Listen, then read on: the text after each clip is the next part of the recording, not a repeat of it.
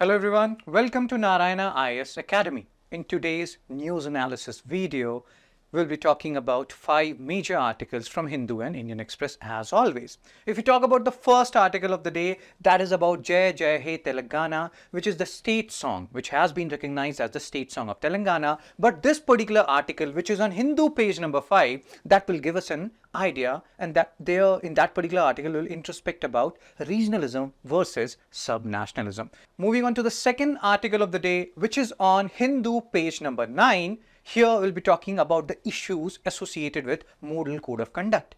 Here we'll also talk about ECI per se, that is Election Commission of India, and we'll try to understand what is the way forward, how we can improve the efficacy of model code of conduct rather. Moving on to the third article of the day, which is about Agnikul, which is a startup which has created Agniban, which is world's first rocket with fully 3D printed engine. We'll talk about that, and that is on Hindu page number 1. Moving on to the fourth article of the day, which is on Indian Express page number 14. This article is about S&P forecast. S&P forecasted, or S&P forecast rather, has pictured India at a much better position now than when we are comparing it to earlier. So now what India needs to do, whether it has to keep the inflation low, how it has to reduce the government deficit, we'll talk about that in the fourth article. Moving on to the last article of the day, that is on Indian Express page number 19. Here we'll talk about statutory bail. What is statutory bail? Here we'll talk about sedition. What is sedition? Section 124A of IPC. What are the issues associated with it? And we'll try to see it from pre as well as mains perspective. Once we are done with these 5 articles, at the end we'll solve practice questions, because these practice questions will help you memorize different aspects of these articles. Hello everyone, if we talk about the first article of the day, you can see it, Jaya Jayahe Telangana has been approved as the state song. Many people may feel like, sir, this is a state news. Why have you included it in the UPSC articles per se? This is not needed for UPSC exam. So again, if you're thinking that way, I have to tell you that there is a topic in GS1, which is known as regionalism, which you can see here also. So here, this Jaya Jayahe Telangana is the state song. So this you can include in the art and culture part. But why we are reading this article is, we have to read, or why we are reading it is because we have to read about something known as regionalism, subnationalism. What is the difference between regionalism and subnationalism, which has a positive connotation, which has a negative connotation, and that's why we are reading this article. So this and these kind of questions, you see, regionalism in India appears to be a consequence of rising cultural assertiveness. This was asked by UPSC in 2020. So these kind of questions come and you have to be ready for it. And the major motive of this particular article is to tell you the major or the most important or the pivotal points distinguishing or separating regionalism and subnationalism. So Jaya Jayahe Telangana has been declared as the state song of Telangana. And again, this is but obvious. Sometimes what happens that state butterfly or something UPSC has asked. But here, even if they ask what is the state song of Telangana, Jaya Jayahe Telangana, so you can remember it. UPSC may ask in prelims. But more than the prelims, this article is important for us from mains perspective. The song is existing in 2 versions. Have a look at it. There are factual information here. Now, it was written by Andresh. Again, I am telling you that if UPSC frame a pre-question on it, they can ask you that what is the state song of Telangana, who composed it. For that, you will need it. And another important pre-related point is, what is the Telangana statehood date? So they can ask you June 2. And sometimes what happens, they can give you a chronology-based question. They can give you a chronology-based question. They will give you different states, and then they will tell you ki arrange them in the order in which they were formed. So Telangana was formed in 2014. 2nd June 2014. So do remember these years. These are choti magar moti baatein. Small facts, but which has very bigger ramifications. So regionalism versus subnationalism. In simple terms, regionalism somewhat has positive connotation. You're trying to promote the culture of your region, language of your region. But when this regionalism acquires a negative connotation, what is the word here? Negative connotation. When you're not thinking about anything else apart from your region rather, and you want to have your own separate nation, like there is an example which is going on in Northeast, Greater Nagaland, and there are certain people there who wants a state, or nation rather, carved out of it. Nation or state sometimes are used synonymously. Don't confuse it with the 28 states of India. So sometimes when you are using it in the broader context in world affairs, nation or states are synonymous, but not here in Indian context. So Greater Nagaland, a country they want where, and this particular country will have different areas of northeastern states. So when this regionalism acquires a somewhat negative character, it converts into something known as subnationalism. So subnationalism is a stronger and more intense form of regionalism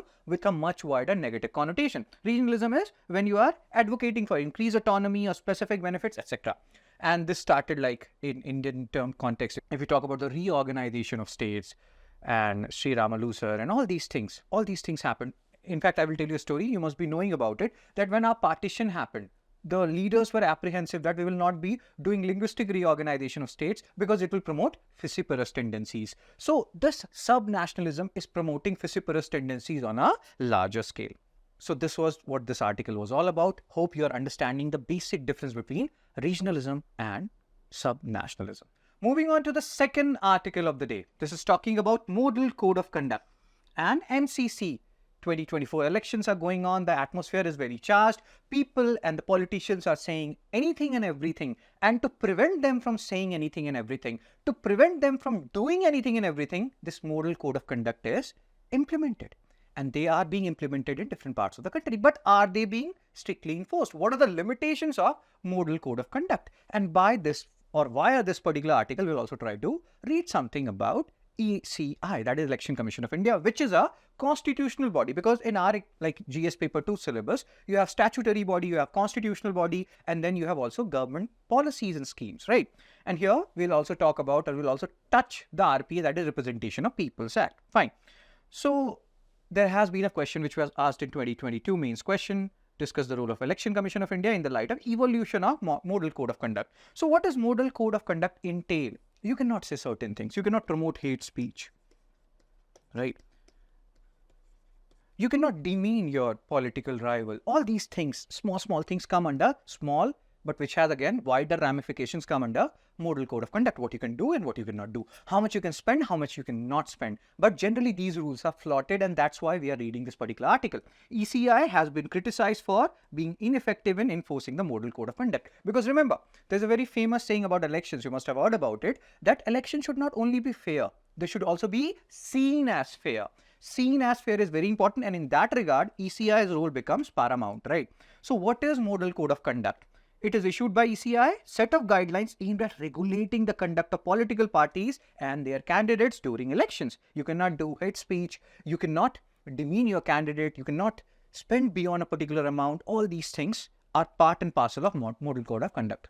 Now, Election Commission of India. Again, we have talked about Model Code of Conduct. ECI will talk about, and then we'll talk about the issues related to Model Code of Conduct. So, ECI is a constitutional body. Now, try to understand from exam point of view. What are the points which are important? It is a constitutional body under which article? 324. Go and revise. CAG, that is Control and Auditor General. It comes under which article? These articles are important. Finance Commission, constitutional body, comes under which article? GST Council, is it a constitutional body? If it is, comes under which article, right? So CEC and 2 members are there, and ECI was initially a single member body. That's what they are saying. But post 1989, the things have changed. And there is a friction also which goes on between the Chief Election Commission and the other 2 election commissioners, because the mode of removal is not same of CEC as well as 2 other ECs. And do remember, this is actually important. They have a fixed tenure of 6 years or 65, whichever comes earlier. This is actually important. If you are aged, like if your age is 65 years and you have served only for 4 years, even then you will be retiring because 65 came earlier. So if you are of 63 years and your tenure has completed of 6 years, then you will retire, even though you are only 63 and you have not reached 65 because 6 years came earlier. So hope you are understanding the meaning of this particular line which is given here.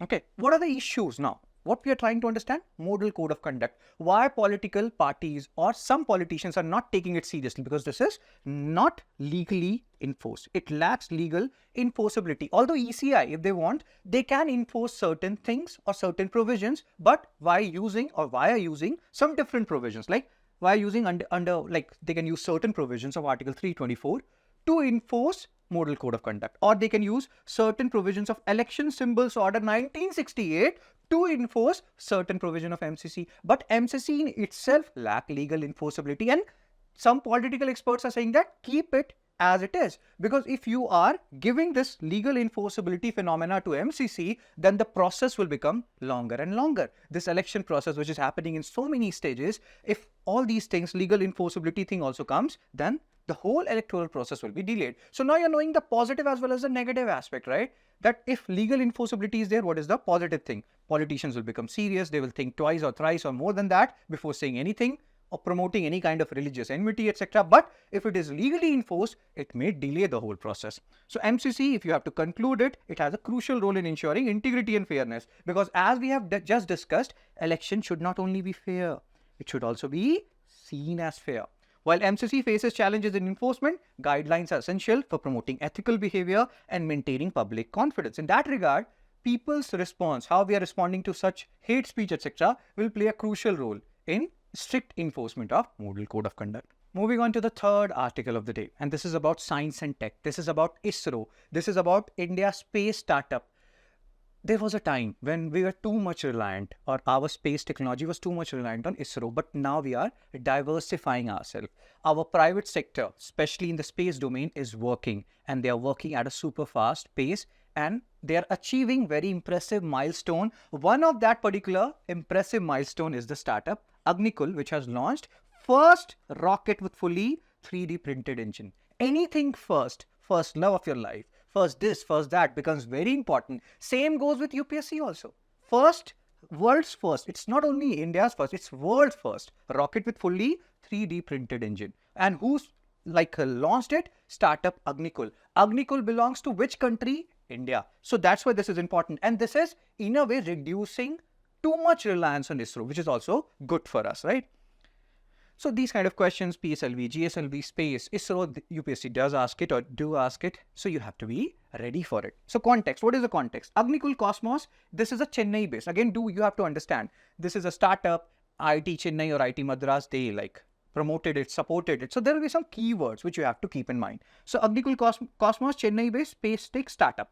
And they have launched Agniban. This Agniban is world's first rocket with fully 3D printed engine. And this is the significant event again. Now, what are the things which are important in this particular slide from exam perspective? Sriharikota. This event was conducted from Sriharikota. This rocket was launched from Sriharikota. Where is Sriharikota? Kuthai hoitasi. That means, where is it located? It is located in Andhra Pradesh. Right, Sriharikota. Okay, so world's first rocket with fully 3D printed engine is, the name is Agniban. It has been launched by startup Agnikul. So don't get confused. The company which made it is Agnikul. The name of the rocket is Agniban, right? Okay. And again, about Agnikul startup we are talking about, this is incubated at IIT Madras. They can give you that it was incubated at IIT, let's say Kharagpur. So that is wrong. It was supported by, it was promoted by IIT Madras, this Agnikul Cosmos. Fine. And supported by ISRO as well in space again. So what are the important things? Recent successful launch, it is showing the startup's commitment to advancing India's position in global space sector. Anyway, our space sector is very much world renowned. So many other companies, satellites, they have that has been rather launched by our PSLV and GSLVs. But all these things are slowly and gradually showing that India's private sector in the space forum, they are also coming up and up and up. They're going in an upward trajectory, right? So Agniban solid technology, here there are certain facts that this is can be launched in single or two stage, and it is powered by patented Agnilet engine, which is a semi-cryogenic engine. They can give you that this is using a solid engine or liquid engine. To remember, semi-cryogenic engine. In the previous DNA videos also, you can watch it. We have talked about cryogenic technology, which is working at very low temperature. So semi-cryogenic engine, not solid or liquid per se totally, right? And so semi-cryogenic engine using liquid oxygen as well as kerosene. So semi-cryogenic, cryogenic, low temperature, that is the keyword here. Payload is 500 kg and it can carry it to the height of, altitude height is 700 kilometers. Fine. Now, what is 3D printed engine? So Agnilet engine, it is powering Agniban solid, and this is using fully 3D printed technology. So if we talk about 3D printed engine and 3D technology per se, it is based on additive manufacturing. There are certain technology which uses the subtraction methodology. We'll talk about it in just a moment. So 3D printing process for engine involves creating the entire component in a single piece rather than piece by piece structure. So this whole thing becomes much faster. The whole process of making this engine becomes much faster, right? So 3D printing technology we have just talked about. This is known as additive manufacturing. This is again important from pre-perspective. They can ask you or they can like confuse you by giving a statement that 3D printing is based on, let's say, subtractive manufacturing. So that will be wrong. It is based on additive manufacturing. You are adding rather layer by layer by layer, and then you are creating a 3D object. And in subtractive manufacturing, which is the opposite of the 3D printing technology, there you are removing from a solid block to create a particular product. So that is it. Don't worry about it. Then here in these two last paras, it is written what are the different applications of 3D printing. From exam perspective, remember the keyword additive manufacturing, remember the keyword subtractive manufacturing, remember the concepts involved in additive manufacturing as well as subtractive manufacturing. Fine. So what is the conclusion here? So this is a significant milestone. This shows that the private sector in the space arena is now booming in our country. And this achievement underscores India's progress in space technology, also highlights the importance of supporting homegrown innovations and startups in achieving technological self-reliance. And this process will keep on going. If we talk about the fourth article of the day, it is a step up. What does it mean, step up? Step up means you're doing something good. You're improving. In that regard, S&P Global, they have revised India's outlook that India is doing good, but still we need to do better.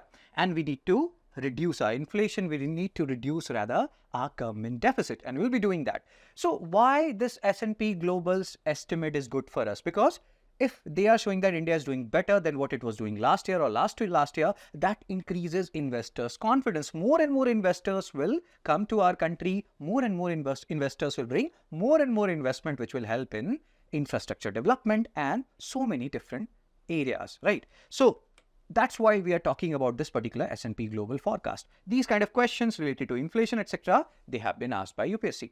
So S&P Global, they have revised Indian outlook and the outlook towards India, and this outlook is positive. It's not, revision can be both upward as well as downward, right? But this particular revision is of the upward trajectory. But even then, our policy must focus on keeping inflation low, because generally what happens, you must have read about Phillips curve. I have told you, I think, in the previous DNA videos that there's a inverse relationship between inflation and unemployment. If inflation rises, unemployment reduces. But too much inflation is bad for our purchasing power. It reduces our purchasing power. So we have to keep inflation low, and we also have to bring down the government deficit, because if you have deficit, that shows that your expenditure is more than your earning. And if any country's expenditure is more than their earning, that does not bode well for the external investor. That reduces their confidence in the particular domestic market, right? So all these things we are talking about. Outlook revision. So S&P Global, they have changed India's outlook from stable to positive, which is actually a good thing. And this will give more confidence to the investors who are investing in India. So policy stability is there, deepening economic reforms are happening, and you will see, when we will see some data, you will realize that, okay, India has performed good in reducing fiscal deficit, state fiscal deficit, or different criteria rather. And these things they have helped us in getting a positive outlook from S&P Global. Despite difference, now currently we are going through 2024, we are going through an election year. So there can be a different government. When a different government comes, they will come with their own policy. In spite of that, despite differences in political manifestos, S&P expects broader continuity in economic reforms and fiscal policies. So potential ratings upgrade. Now here, the current rating, you don't need to remember each and every rating, but you need to understand. So this is BBB, our current rating. An upgrade is possible within the next 2 years, which is dependent on if we reduce our debt below 7% of GDP and we maintain low inflation level. Now, let's try to understand what does this BBB means. I'll just show you certain things. So if you see this S&P Global, so there is a rating scale. A is highest, D is default, investment grades, that is BBB. So if we go below BBB, then we'll come into the non-investment grades, which in a way, S&P Global is telling to other investors of the world that think twice, thrice or more than that before investing in India. So still we are in the investment grade, and that is a good thing for us, and we will improve, provided S&P Global has kept some conditions for us that we should reduce our debt below 7% and we should maintain low inflation level. The inflation thing, retail inflation, wholesale inflation, we should keep a tab on it. That's what S&P Global is saying. So sovereign rating assess a country's credit worthiness, reflecting its ability to meet financial obligation. If investor is investing in your country, whether you are able to pay back to them or not, all these things to a certain extent depend or is like denoted by these kind of ratings, right? Influencing borrowing cost and investor confidence. So these are different rating providers and their scales, just to make you understand what was BBB and what happens if we go below BBB and we come under the non-investment grade. What will be the repercussion of that? Just for that. You don't need to remember all these Moody's rating and everything, just for your, like whenever you see Fitch, and these things keep on coming. So whenever you're seeing Japan Credit Rating Agency, they are saying certain things about India. They have rated India this and that. So you can come back to this particular slide and you can have a look at this rating scale. That is the basic gist. You don't have to mug it up. What is the impact of good ratings? That's what we have said. So if our ratings are good, that means our country is reliable. That means when other investors are investing money on us, they can even invest on 6%, 5%, 4% rather than asking for 10% or something, because they know that the country is reliable, they'll be able to pay back. So lower borrowing cost, countries with good ratings enjoy lower interest rate on debt. That's what they are saying. Increase investor confidence. Investors are confident that they'll be getting their money back and more. Positive economic outlook. Strong economic policies, and that also shows like if the country is showing good ratings, that also bodes well for the country's government per se, that the government is performing good on different stratas, right? Like economic policy, global reputation, and economic prospects. Fiscal deficit status. Now these things will give you an idea, these data will give you an idea why we have, or why S&P Global is so positive about India. So we have improved. Since the pandemic era, or rather since the pandemic year, we have improved. Fiscal deficit has reduced from 9.2% to 5.8%. State's deficit has reduced from 4.1% to 3.1%. These data, again, you don't need to remember. Just understand that we are performing well, we are reducing our deficit, and that is why S&P is having a good outlook towards us. Now, to keep a tab on fiscal deficit, government deficit, S&P is saying this. This is not a new phenomena. Like 2003 FRBM Act, Fiscal Responsibility and Budget Management Act was there, which already had a target that yes, we have to reduce our fiscal deficit, we have to reduce our primary deficit. In the previous lectures, Prateek sir, I think he has taken a DNA video.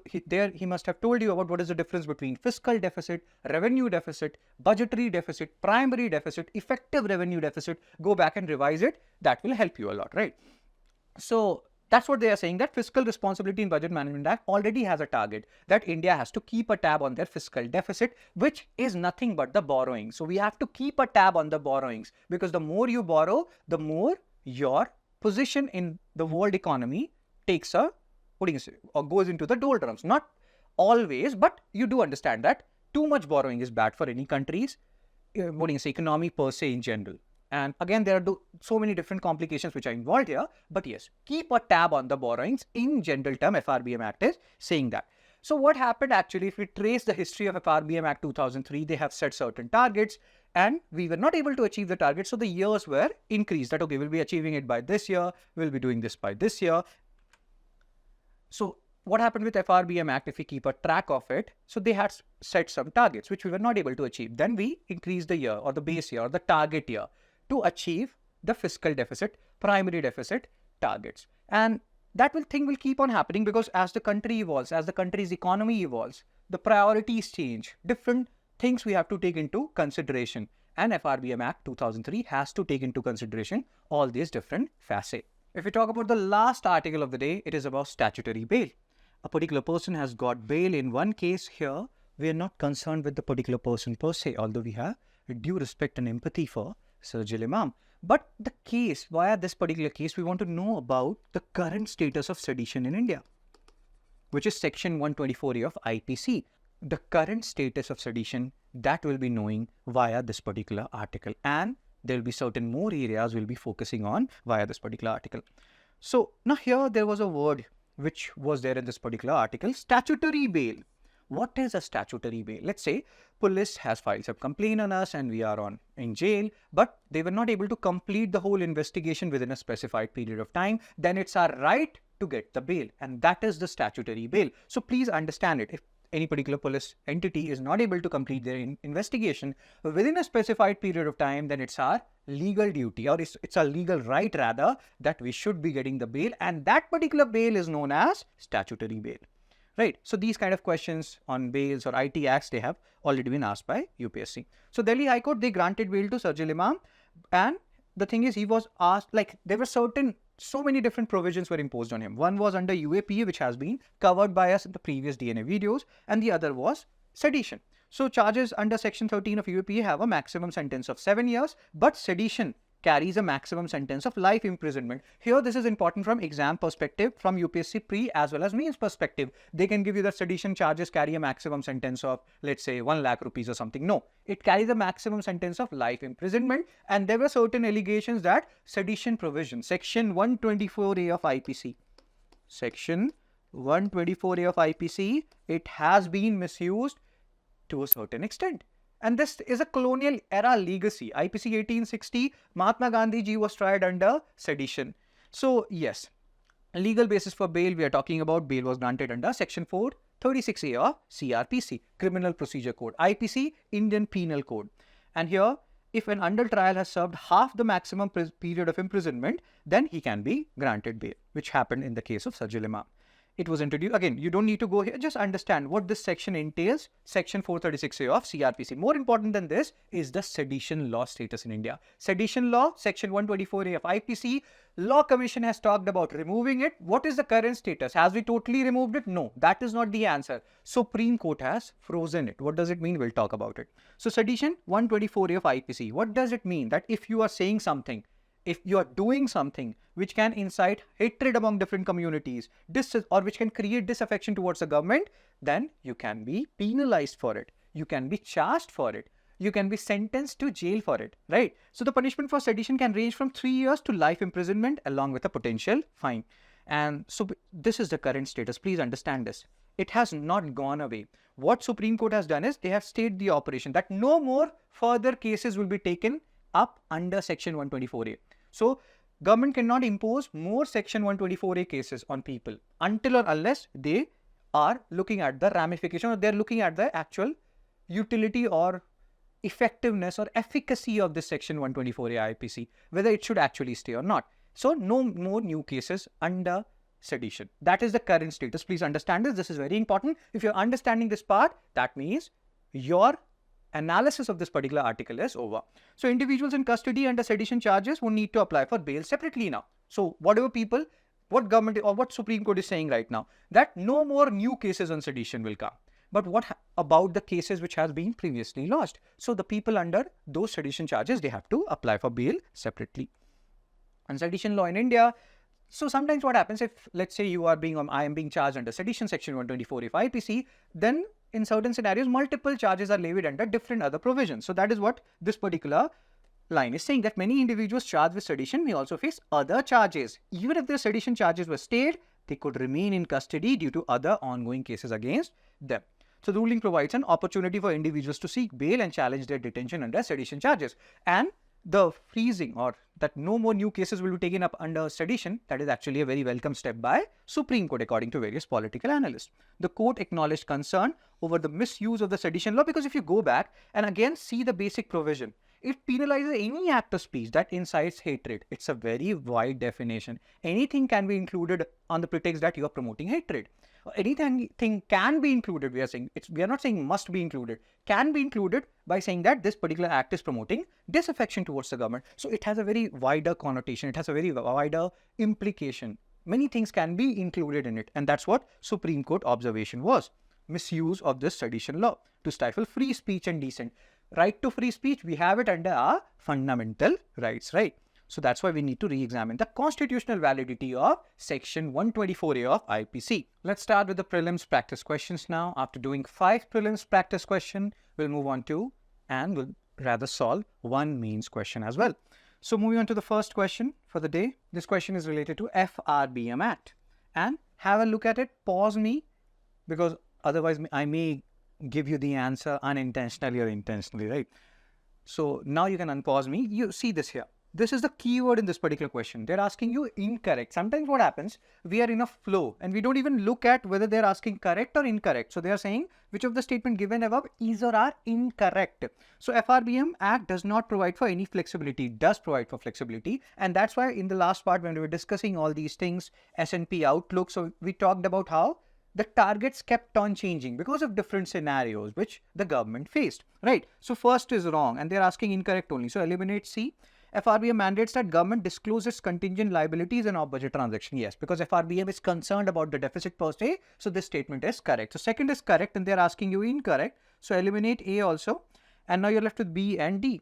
higher S&P global rating, now this is a tricky statement, will automatically result in lower borrowing cost for government. Now, if the global rating is high, so that means more investors will want to invest in India because they are feeling good about India. They are feeling positive about India. So it can result in lower borrowing cost. We may get loans at lower interest rate, but not always. There are other factors as well. So that's why it's not like automatic.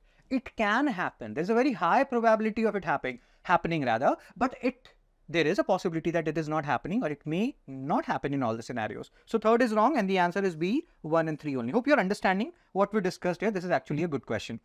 Moving on to the next question. We have talked about regionalism, subnationalism. Have a look at these options per se. 1, 2, 3, 4. You can pause me. Now you can unpause me. So regionalism refers to the advocacy for increased autonomy. This is actually correct. Subnationalism is a weaker form of regionalism. We have continuously talked about regionalism, positive connotation to a certain extent, subnationalism, negative connotation, and a stronger form of regionalism, right? Not a weaker form. So second is wrong. They're asking you correct statement. You're left with A and B now. You don't even need to check, like 1 is correct, 3 and 4. Which one is not correct or correct? So both regionalism and subnationalism advocate for the dissolution of the larger nation state. Regionalism we have in India, but not always they will talk about dissolution of the larger nation state in favor of regional autonomy. Subnationalism, there is a high probability that they will ask for dissolution. So it's not always the case. So fourth is wrong. So the answer is A, 1 and 3 only. Subnationalism often involves a distinct national identity within a larger nation state, right? So third is correct. Good question. And again, these are very good questions, tricky questions. So even if you get all questions wrong, don't worry about it. The major motive is you should be gaining something out of it. Sedition law. Section 124A of IPC and recent legal development. Section 124A penalizes, and do see whether it is asking correct or incorrect. Penalizes any act of speech that incites hatred, contempt, again, or disaffection. General statement, this is correct. So eliminate options which does not involve 1. Maximum punishment is fine of 10,000. We have seen it was talking about life imprisonment. Second is wrong. So eliminate, you're left with A and D. So third, you don't need to even check because third is there in A and D. Now let's check fourth one. Section 436A of CRPC allows for bail if an under trial has served 1/3 of the maximum period. It's not 1/3. It was 1/2. This is the factual part. So fourth is wrong, and the answer is A, 1 and 3 only. Let's come to the fourth question. Agnikul, Agniman. World's first rocket with fully 3D printed engine. That is correct. Eliminate C. Always do option elimination. Agniban sorted can be launched in either single or two-stage configuration. Let's say you're confused about it, keep it in the loop. Agni, let engine use solid fuel propellant. We have seen it was semi-cryogenic. So third is wrong. So if third is wrong, you're left with A and B. This is again a tricky question. Agnikul Cosmos was incubated at not IIT Bombay, at IIT Madras. So fourth is wrong. So the answer is A, 1 and 2 only. Let's go to the last prelims question for the day. Sedition law again, because sedition law is important. Very, very important. Supreme Court stayed the operation of Section 124A in May 2021. Correct statement. Eliminate B, means rather C option. As a result of the stay, all individual charged under were automatically released. What we have seen when we were discussing the article related to Sirjul Imam, if I'm not wrong, we're talking about that, no, it will be decided on a case-to-case basis, whether the bail should be provided or not. So this statement is second is wrong. If second is wrong, you see, you don't even need to know anything. Second is wrong. You eliminate second, you're getting the answer, that is B, 1, 3 and 4. So this is a typical case where out of the 4 statement, even if you're knowing one, your answer is done and dusted. Right. Let's move on to the mains practice question. And this question is related to model code of conduct. And here the question is saying that this model of code of conduct is playing a critical role in ensuring integrity and fairness of election. Do remember that particular, quotation, that election should not only be fair, they should also be seen as fair. And in that regard, MCC plays a rather crucial role. However, the effectiveness of MCC has been questioned due to lack of legal enforceability. We have talked about it. Now, you have to critically analyze the role of MCC. Whether we should be, what is the role? Whether it is properly implemented or not, whether we should give it legal, validity, some more provisions can be included in it, and that should be made legally enforceable. What we should do. So here you can introduce by talking about ECI and their model code of conduct, and then you can talk about what is the purpose of model code of conduct: to prevent hate speech, to prevent people from maligning each other, all these things, to invest or to not go beyond a certain amount of money when they are investing in elections, right? So role of MCC in ensuring fair elections. You can talk about how it regulates the conduct of political parties as well as candidates, hate speech, etc. Challenges in enforcement. We have seen that legal enforceability is low here. Although ECI has power under Article 324 of Constitution, right? And they have power under Election Symbols Order of 1968. So do remember sometimes years also, like RTI Act, RTE Act, Right to Information Act, when was it passed? Right to Education Act, when was it passed? Sometimes they can give you a chronology. Argument for legal enforceability. If it is legally enforceable, politicians will think twice, thrice. We have talked about this, right? So that is what you have to write here. Then what is the issue with legal enforceability? The process will become longer and longer and longer. So risk of judicial delays. Anyway, the economic survey in our country is saying that average pendency in courts is almost 5 years. So let's say if I am filing a case today, I will be getting the judgment 5 years after. More cases, more pendency, and this thing will keep going on and on, or rather these things will keep going on and on and on. Suggestions for improving MCC effectiveness. Propose measures like increasing ECI executive power. More power should be given to ECI, regular reviews and updates. And if we have a regulation of social media, there most of the hate speeches, all these things, if not most, many of the hate speeches are being, like implicitly, knowingly, unknowingly, they are being circulated. All right, so the conclusion is you can summarize the critical points and you can reiterate the importance that whatever may be, MCC is playing a crucial role in ensuring free and fair elections, although it can be strictly implemented, and we can think about the legal enforceability part of MCC as well. If you like the video, subscribe to our channel of Narayana IS Academy and keep on commenting, keep on sharing. Take care. Thank you. Be blessed.